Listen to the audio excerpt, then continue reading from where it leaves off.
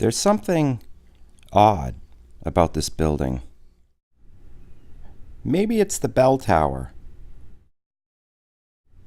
or the 8-foot tall stained glass window. Maybe it's something not of this world.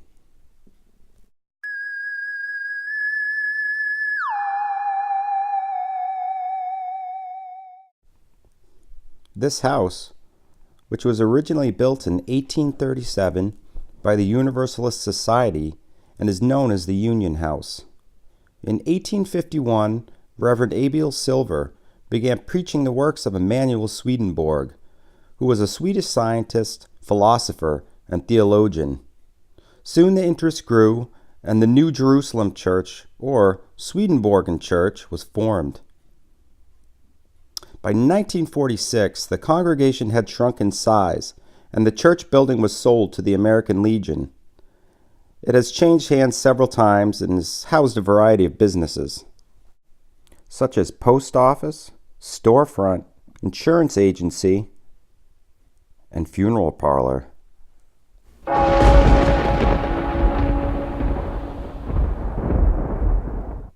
Today, it is home of Union House Oddities, a store which features an eclectic mix of unusual antique items, antique furniture, and products made by local artists.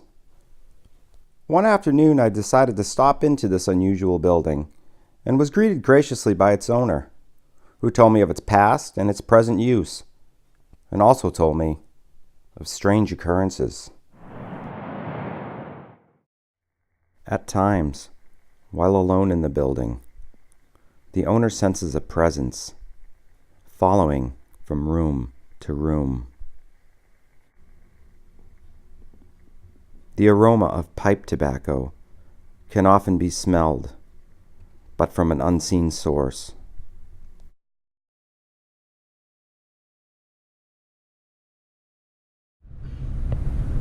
Since it's kind of so cold, we're going to head inside to a place I think you'd kind of find interesting. Never been there, I always drive past it, and just wanted to check it out. We're about maybe half a mile away. We'll be there soon. Big, beautiful old stained glass window. Sorry for the wind noise. Union House, 1837. And this building actually housed a bunch of different businesses, and it was a church at one time, a post office, bunch of different things. It's a lot of history with this place. Here we go.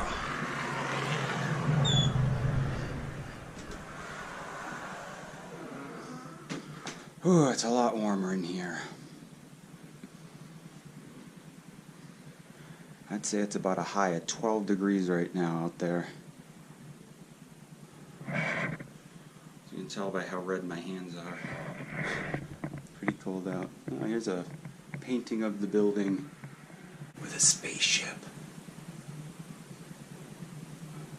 It's kind of odd. Here's some more. Well, there you can see is when it was a church right there. And then kind of another older picture there.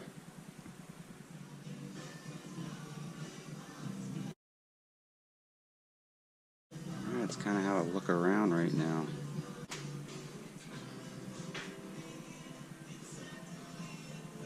Lots of kind of beautiful things here. Iron and wood spear.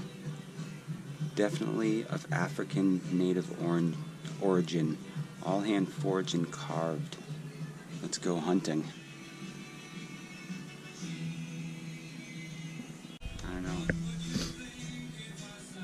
I think I'll let us go up to the clock tower. Let's ask. Permission to head up to the clock tower up here. I'm going to check it out.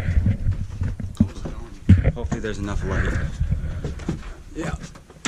Wow. Look at that. This is kind of a great spot up here. Oh, it is.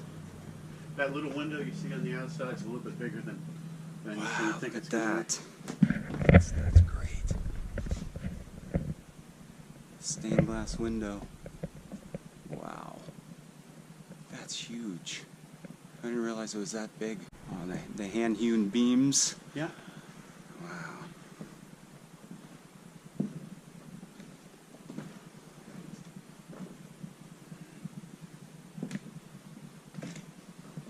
It's just kind of just all your inventory. Yeah. Yeah. There was no floor up here for the most part, so Yeah. we've been putting a floor back down again. So.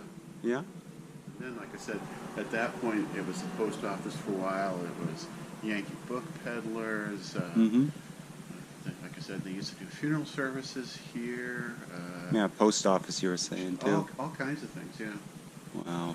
And then for the last 30 years before I bought it, it was Proven and Lover. They were civil engineers. Yeah. What's interesting about the building is all the metal Yeah. stress rods. Oh yeah. People would always take them out because they were in the way, and nothing was removed from the building. And that's why the building's still nice and square too. Because of those rods. Yeah. Yeah, let's head up to the Secret part. clock tower. So do you live here too as well, or is this? I'm building out the second floor to my Oh, house. okay. I Yeah. love this building, and I just thought, what a cool building, you know? Yeah, it is a cool building. That's the pendulum to the clock. Oh wow. It's about 7 feet long. Oh, that would be great if you could get that operational again. Yeah. Don't back up. Okay. I got some horseshoes there. Is that just for additional weight for it? Yeah. So that's sort of fine tuning that, you know, Oh, wow. to make it run right. Yeah, just add a little bit of weight to just give it that little extra. Yeah. This is kind of neat what they used for the like old crates, I think. I don't know exactly. I mean, Ardoir, contoocook, I think.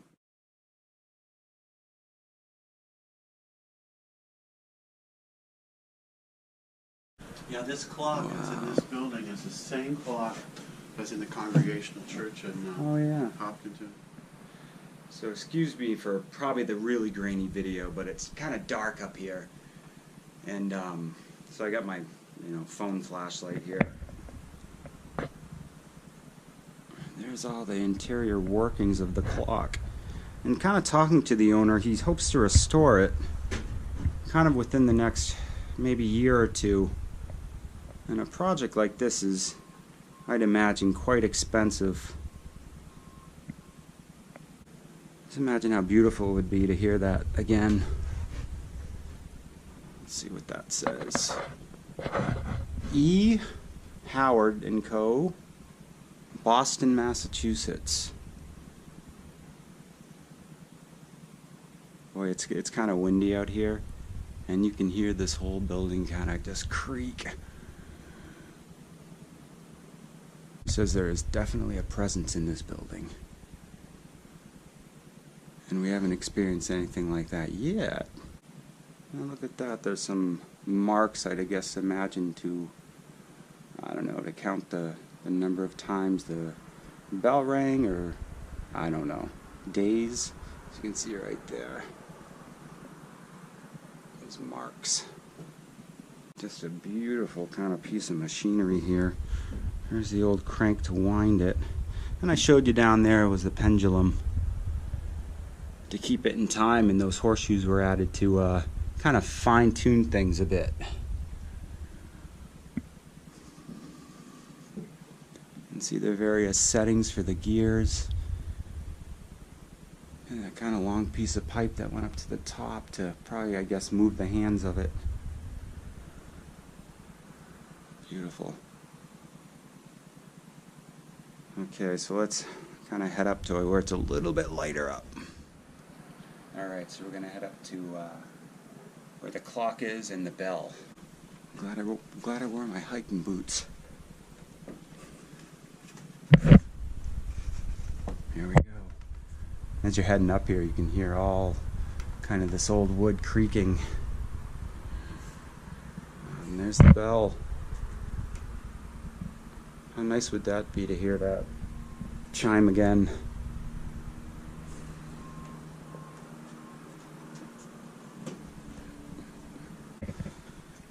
And look at the view you get from up here. You just kind of tell me another interesting story.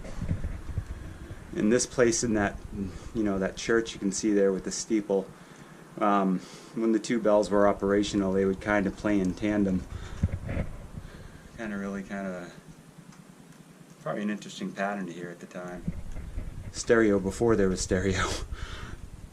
There There's another shot of the bell. Let's see if we can read what it says on it. Henry N. Hooper. And I believe that says & Co. Oh, and then there's, I imagine, the model number or the mold number, 70620.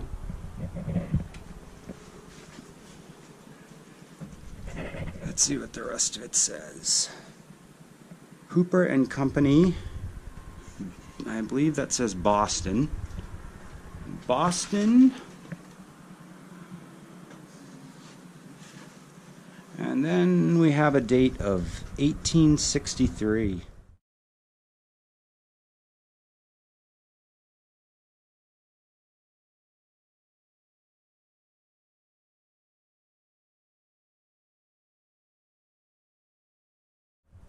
Beautiful, isn't it?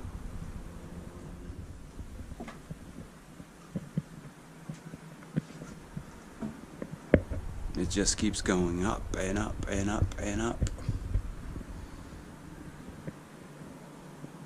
So yeah, those poles went there, up, and connected to the clock face. And you can see the bell from up here.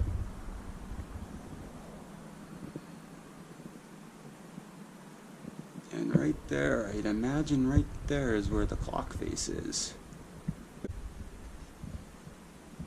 Oh no, probably over there. That would make sense. Oh, it's on all four sides. Okay, now I get it. I thought it was just in the front. And you can go up even farther, but we're not going to go way up there. Pretty cool.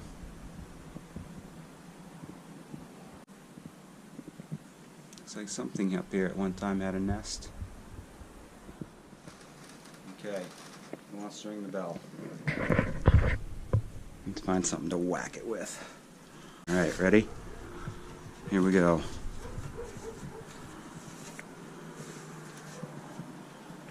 Ready?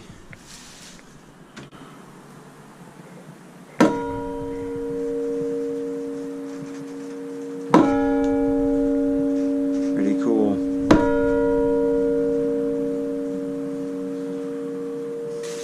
Town will probably think it's an air raid. Who knows?